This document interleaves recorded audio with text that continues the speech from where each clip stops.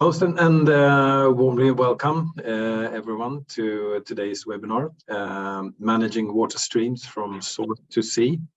This is one of many in our series of water and climate related webinars, and today we're going to focus on freshwater that is related to the challenges and are predicted to increase in a Swedish context, but we have long been in the Swedish context, we have long been used to having access to fresh water and often perceived as an infinite resource. But the challenges such as too much, too little, and too dirty water are predicted to be more common in the future, both within the Swedish regions and the Nordic regions and on a global scale. So how can we work towards holistic management of water resources? What are the hurdles in the work? And is managing water from a source to sea part of the solution? The source to sea approach, a concept developed by SIWI together with partners in the Action Platform for Source to Sea Management, recognizes the linkages between land, freshwater, and coasts and oceans. In this webinar, my colleagues and speakers will discuss how Swedish and global actors work upstream and downstream along catchment areas to ensure healthy healthy waters and oceans, and what source to sea approach means for wise and sustainable water resource management. So I'm very happy and very honored to welcome Ruth Matthews, Senior Manager and Coordinator of the Source to Sea platform at SIWI, Jens Fölster, Lead Researcher at SLU, and Rosemary Herrero, Business Manager at Race for the Baltics. So welcome all of you and all who attend this webinar. Ruth, I'll give you the floor. Excellent, thank you. And I really appreciate everybody joining us for this conversation. I think it's a wonderful benefit that the Swedish Water House does for all of us to bring people together to talk about these issues that are related to water, both in Sweden, but also worldwide, because anybody who lives in Sweden is not only reliant on the water that is here in Sweden, but is also reliant on water resources elsewhere through the goods and products that we bring into Sweden and use here. So next slide. So what we've been working on is recognizing that actually we can't just focus on fresh water. We need to look at the whole water cycle. Because the land, freshwater, coastal, and marine ecosystems, they are linked. They belong to one whole system, the source to sea system. And if we focus on just the freshwater part of it, even the surface water or the groundwater, those together, we really miss those linkages and which can result in damages to other parts of the source to sea system, or missed opportunities for creating greater benefits. Some of the things that link the land, the freshwater, coastal, and marine ecosystems are water, obviously, so the hydrologic cycle, biota that move up and downstream across these environments, sediment, pollutants, the way we have built environments related to our freshwater and coastal areas. And all of these are connected also with the ecosystem services that a source to sea system provides for us. And with COP27 happening right now, these ecosystem services are really raising in attention in terms of what they can contribute to climate change adaptation and mitigation. Next slide. So this is just to share that it's not just what happens upstream goes downstream, but that there's a circularity to the demands that we put on source to sea systems. So we may put upstream demands on providing agricultural goods to cities downstream that then put demands on coastal areas, and the impacts also go up and downstream, both positive and negative impacts.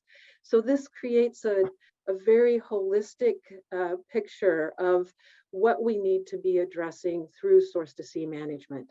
Next slide.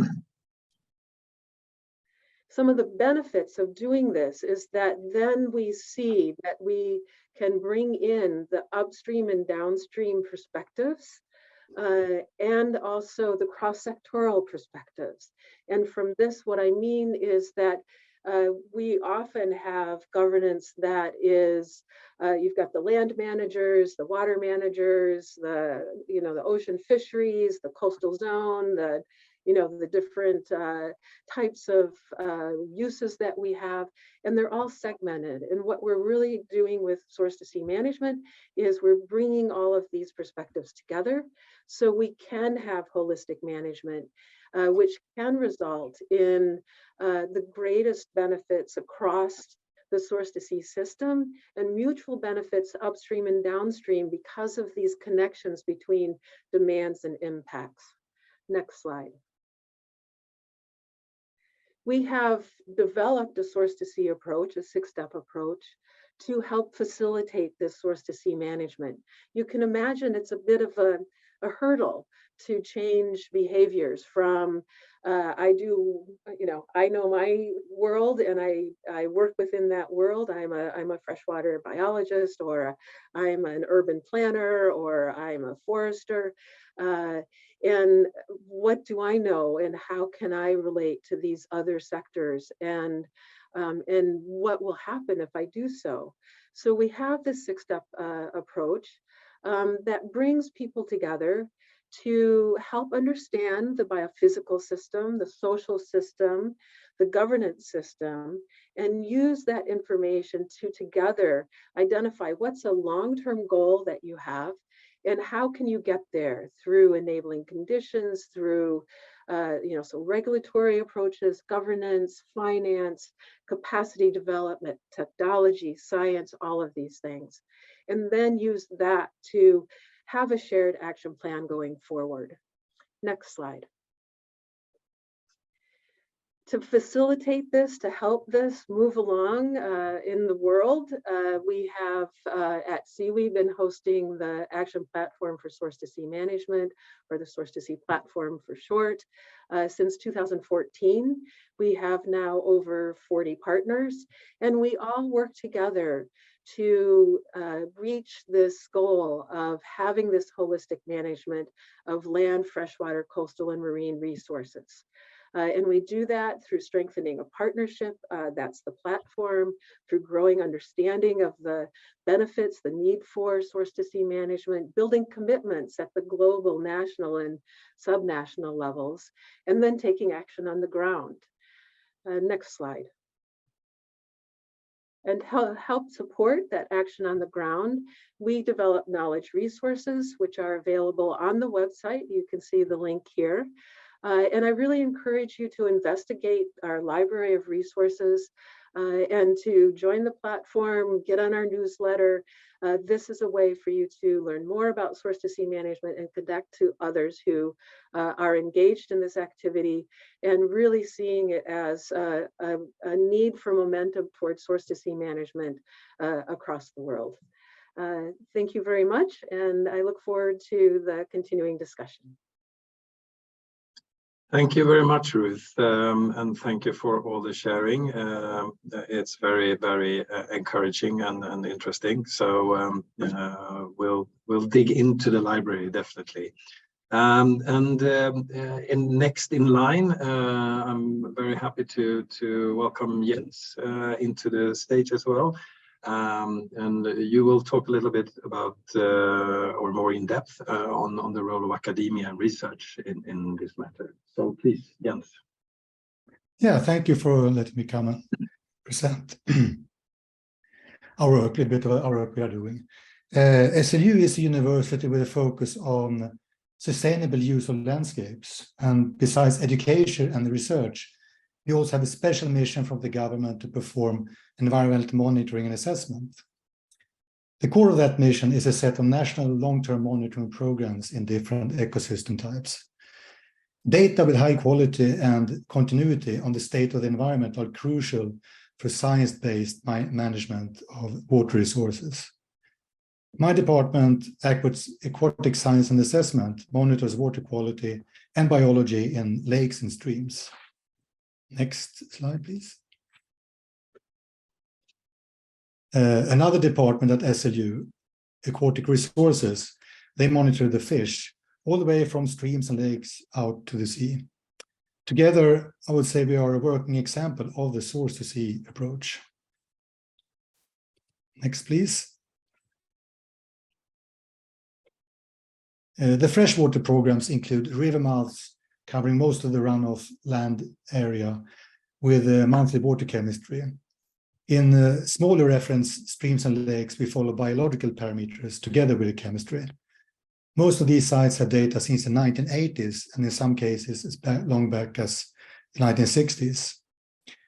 These data are central pillars in Sweden's implementation of the EU Water Framework Directive and the goal of achieving good ecological status in all waters. Next, please. We are also data host for monitoring data from SLU as well as other actors. For example, our database of freshwater quality contains data from 16,000 sites in lakes and 18,000 sites in rivers. All these data are safely stored and made available for anyone to use. Next, please. And of course, we are also developing new methods for monitoring, including DNA barcoding and in situ sensors for high frequency measurements. So we can get measurements of water quality, for example, 4 times an hour instead of just once a month. Next, please. In our research, we developed knowledge about the biochemical ecosystem processes controlling aquatic biodiversity and water quality. This knowledge can then be used to create models. One example of that is our calculation of source apportioning of nutrients for pollution load compilation that we report to HELCOM. We gather information on land use, geology, climate, agriculture practice, and more things. These data are then used to build predictive models that relates agriculture practices and countermeasures to the leaching of nutrients from the soils into the water and further out to the sea. Nutrient leaching is calculated from 40,000 water body areas in Sweden. These are then set into a hydrological model where the retention in lakes and rivers are calibrated by monitoring data. Next, please. The calculations identify sources of nitrogen and phosphorus loads to each sea basin, and the source apportionment separate the natural background levels from different kinds of human resources. The results also show how much each single freshwater body contributes to the load to the sea for nitrogen and phosphorus, taking into account the retention of nutrients along the way from the source out to the sea. By regarding this retention, we can estimate the cost efficiency of the measures depending on where in the landscape they are made. Next, please. But the next step to get to the real source of nutrients leaching in nature, from agriculture, to the level of single fields, we have started to use high-resolution digital maps at the scale of 10 meters. For these models, we can see how water runs through the landscape, here marked with red lines. And we can further identify where there is a risk of flooding. Next, please. If we add slope and soil texture to this, we can estimate the risk of erosion. This erosion is one of the most important reasons why phosphorus moves from agricultural landscape and into surface waters.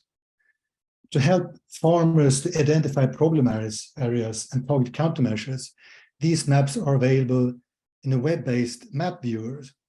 So farmers and their advisors or representatives for authorities, they can walk around on the fields with their smartphones or iPads and find out where the most cost-efficient measures should be located. Next, please. Another example how to use these maps and develop further application is to help to optimize the size and location of dams for nutrient retention.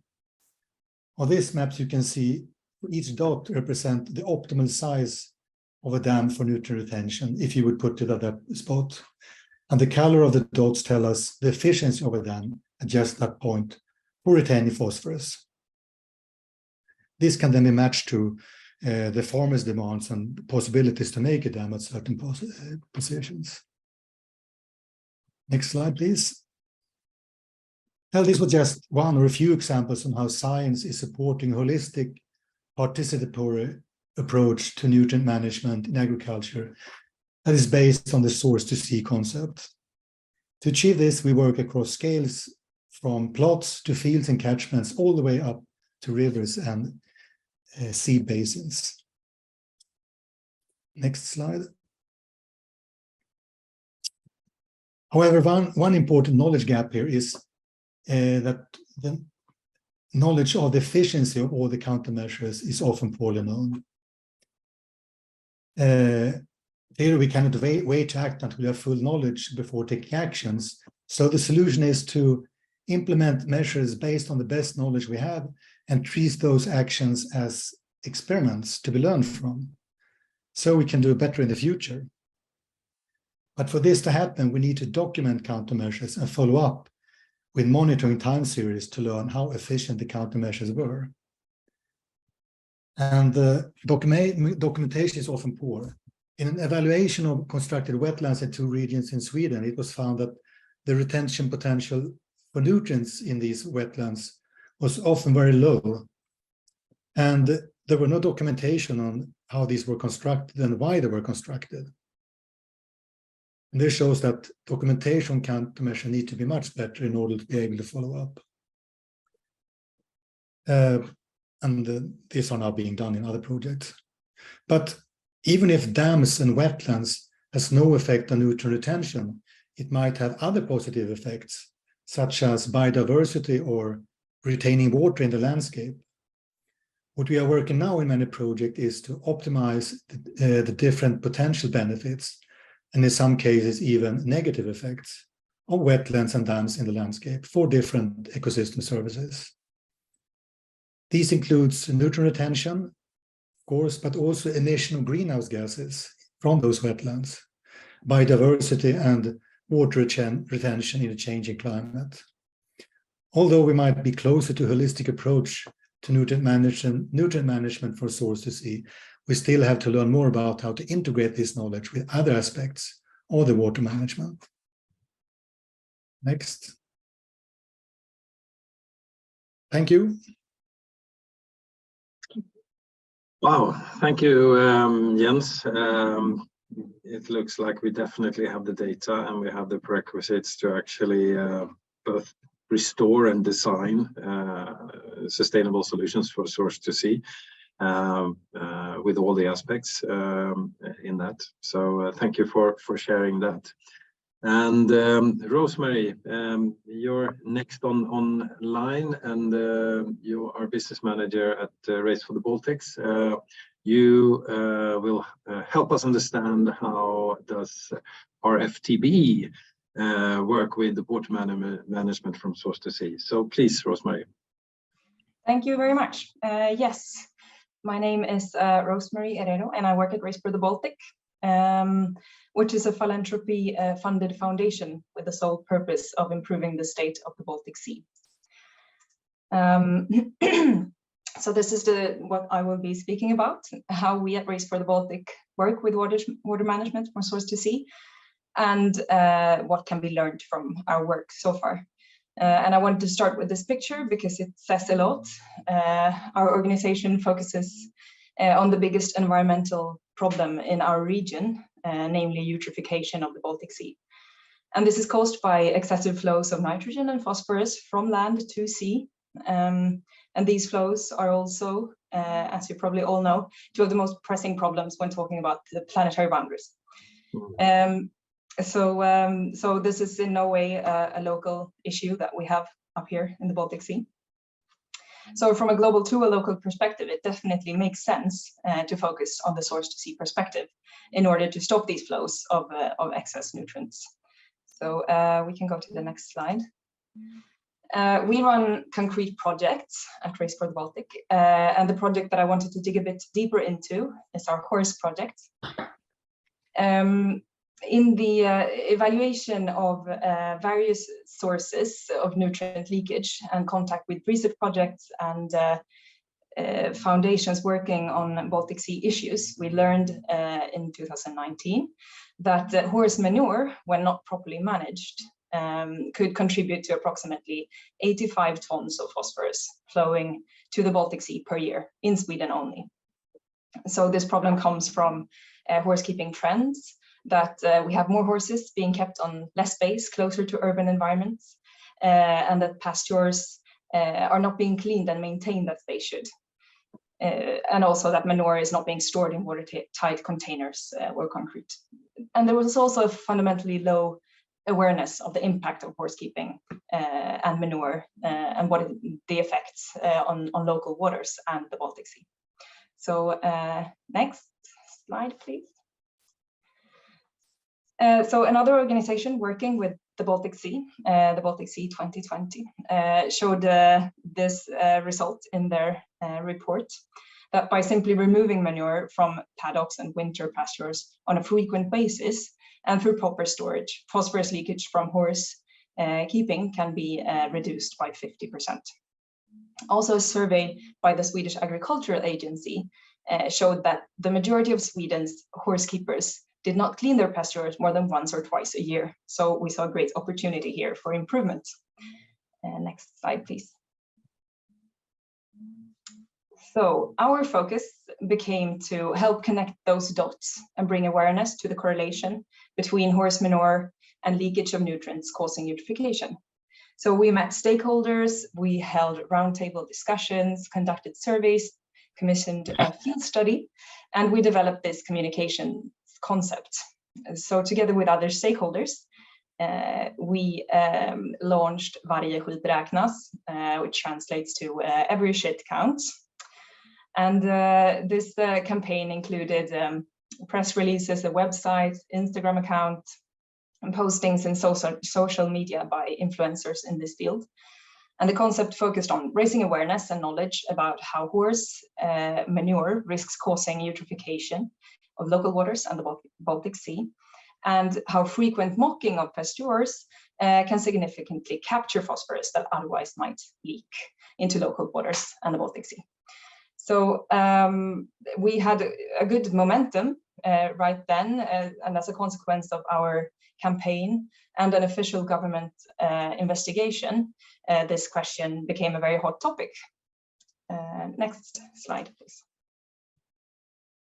So the results then, we added knowledge because there was a lack of data on horse practices. So we conducted a survey on horse manure practices in Sweden. It was also done to as a reference measurement to estimate any impact of our project. We complemented the gap in the research by with a field study to measure the effects of mocking frequency together with the Swedish University for Agricultural Sciences. We also managed to promote this question in HELCOM's updates of the Baltic Sea Action Plan.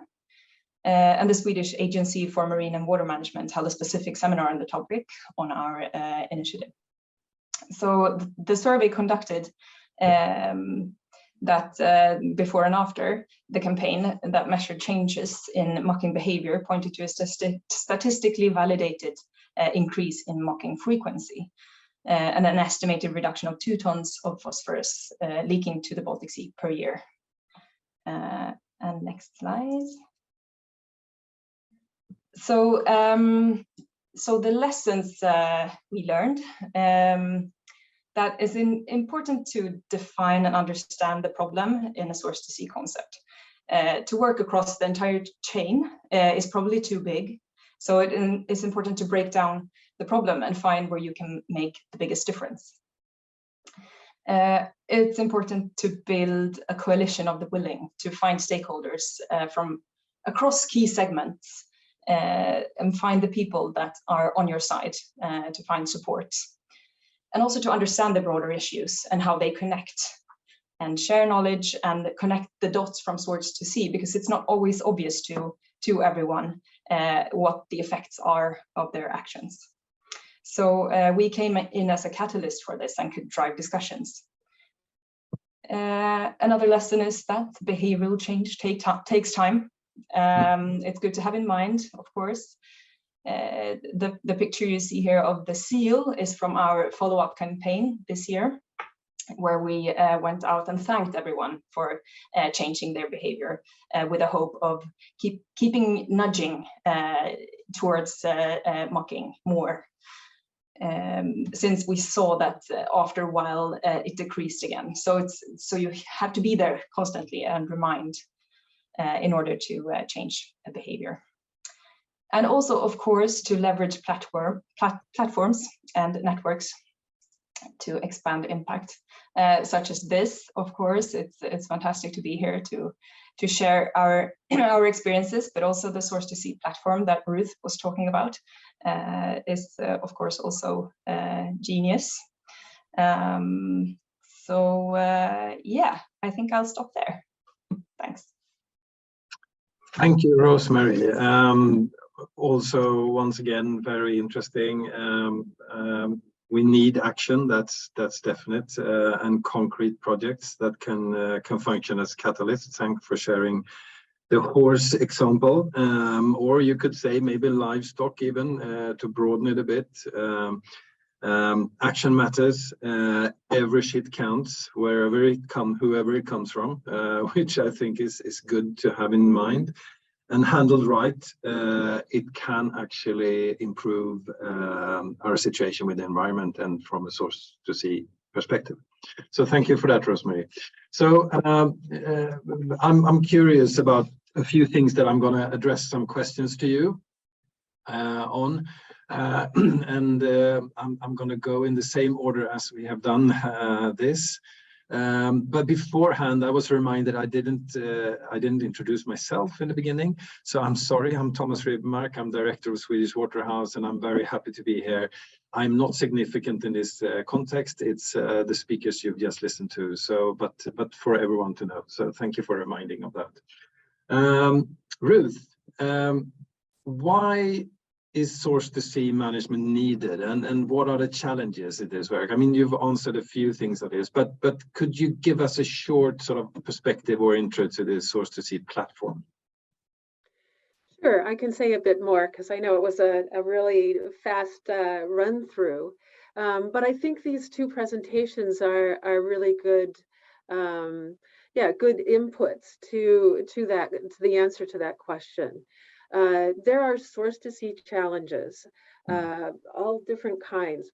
Anything that crosses different geographies, from the land to the freshwater, coastal, and marine environments, and anything that cross sectors. So, for instance, we had an example of horses and farm fields, but we could also have nutrient pollution coming from untreated or undertreated wastewater, all different kinds of sources. And so these challenges, like pollution, like water flow changes, how we reduce the amount of wetlands in our river basins and along our coastlines, and a vast majority more plastics, obviously, they are Source to See challenges. And that inherently means we need to bring together the upstream and downstream perspectives and this cross-sectoral approach. And so what we do is we work to provide opportunities for peer-to-peer learning, for communications, for building commitments from the global level all the way down to the local level, for implementing the Source to See approach, which can be done with a small group of people in one municipality focused on one specific issue, all the way up to a big Source to See system. So these are the things that we can bring together to address these Source to See challenges. So what has been the greatest challenges and best methods to overcome them? Yeah, I would say one of the points that Rosemary made, it's the behavior change. We do not have governance that supports this kind of coordination and cross-sectoral discussion.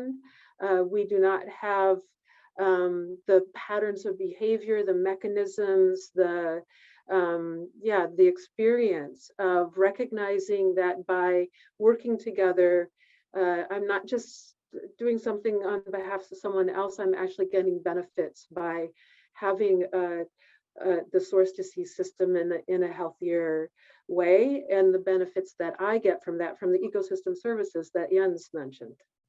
Thank you.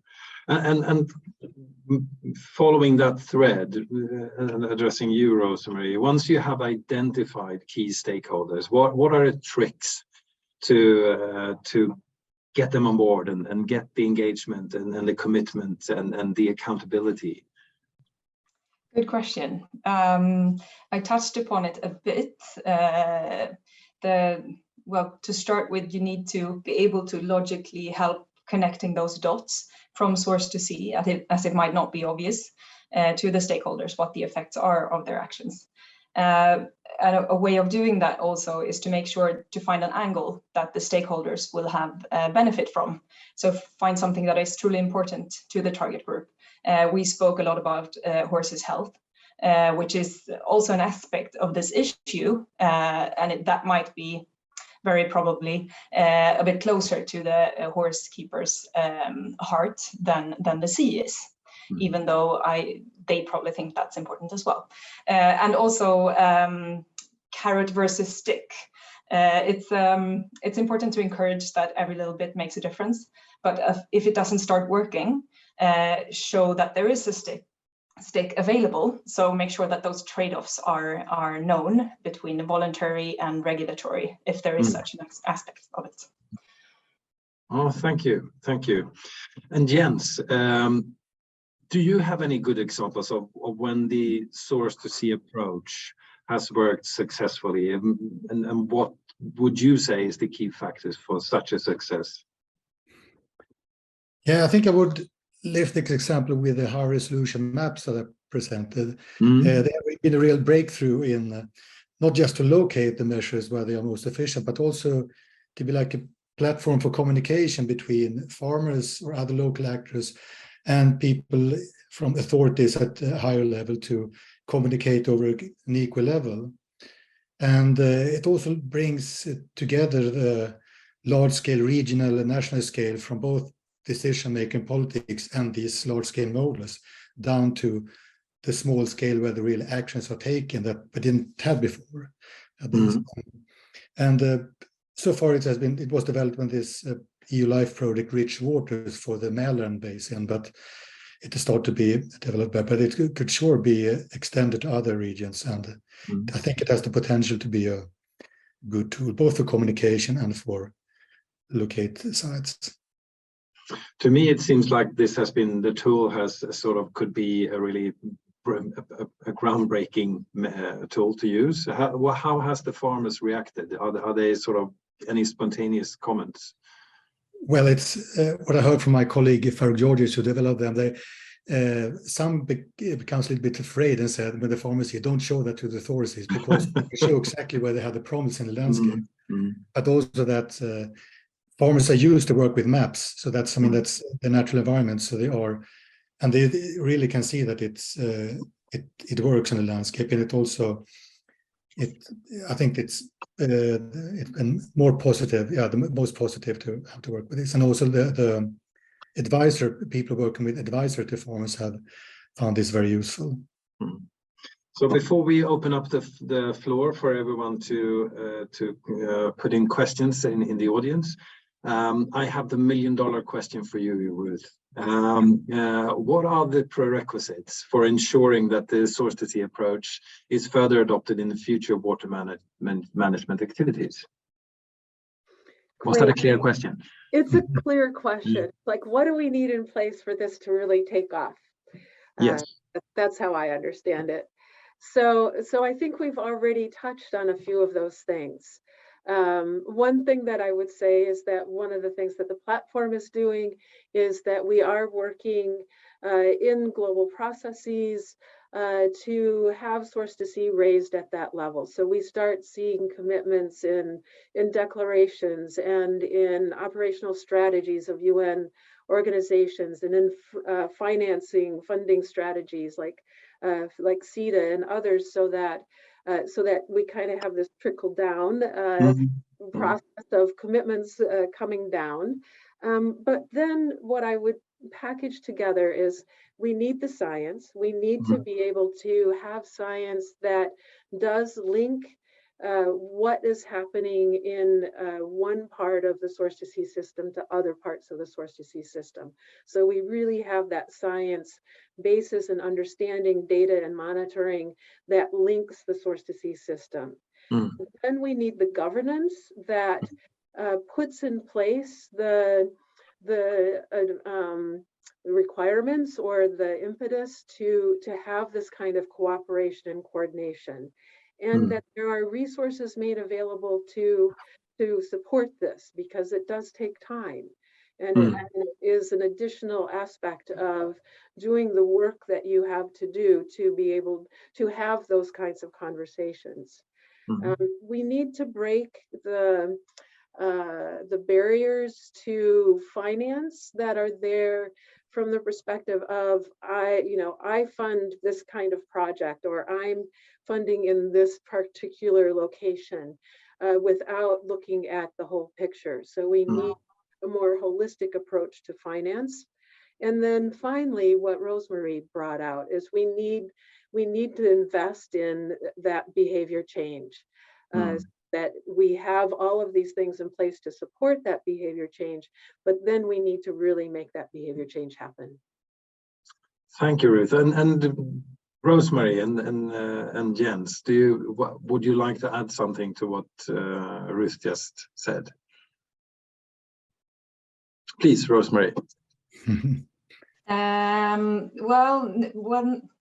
Since I come from a very practical organization, my mindset was sort of on what Ruth mentioned last there, behavioral change and bringing awareness to the question, I guess. Yeah. I think that's strong enough. Yeah. And Jens. Yeah, maybe I can add a more technical detail than this documentation of the measures. There are so many measures taken, even those with subsidies, not really documented where they are located and how they are made. For example, these dams, the only follow-up is to show that the money was used for diggers and not for anything else. But so now we are trying to inquire and ask people how it looks like and where they are, to be able to monitor, to follow up. But I think when you get money, if you just some simple documentation, the coordinates and the size and so on, and the purpose why you want to do it, then it could be easy to learn from these measures, so we can do better in the future. And all you who are listening in and attending this, please join with questions in the chat. But before that, I would like to ask you, if you would ask Jens or Rosemary a question, and vice versa, which one would it be? And if you, Jens, could start with asking either of them, what would that be? What would you need support with, or is there anything that you would see a larger engagement, or what's anything that you could think of? Yeah, I think when it comes to Ruth, then that we are working mainly with the natural science part of it. We are more in project where we also integrate the governance and the political, because we realize that we are suggesting measures that doesn't work due to legislation and so on. So what would how could we do this better to better integrate the work on this political level? That's a brilliant question. Ruth. Yeah, so one thing I would say is I did appreciate that you said that you're in the department that's working on freshwater and you have another department that's working more on the oceans. I hope the collaboration between these two departments continues to strengthen over time, so that you can make those linkages more evident through your science. And then in terms of, how to have Yeah, more impact at the, kind of regulatory legislative level. I think making what you were just saying about that there isn't the evidence base because things were done and money was spent, but monitoring didn't really happen. Building that evidence base so that there can be an iterative learning coming from the measures that you're doing and the analyses that you're doing. I think that's what you can put in front of stakeholders, whether they're public or private stakeholders, to be able to make that case. So investing in that monitoring and learning process, I think, would be a really valuable contribution. Thank you, Ruth. And Rosemary, can I challenge you? Do you have a question for Jens or Ruth? Oh, wow. What would be supportive in your work when you work very actively and concrete on projects and activities for behavioral change? What would be supportive in your work from any of those two?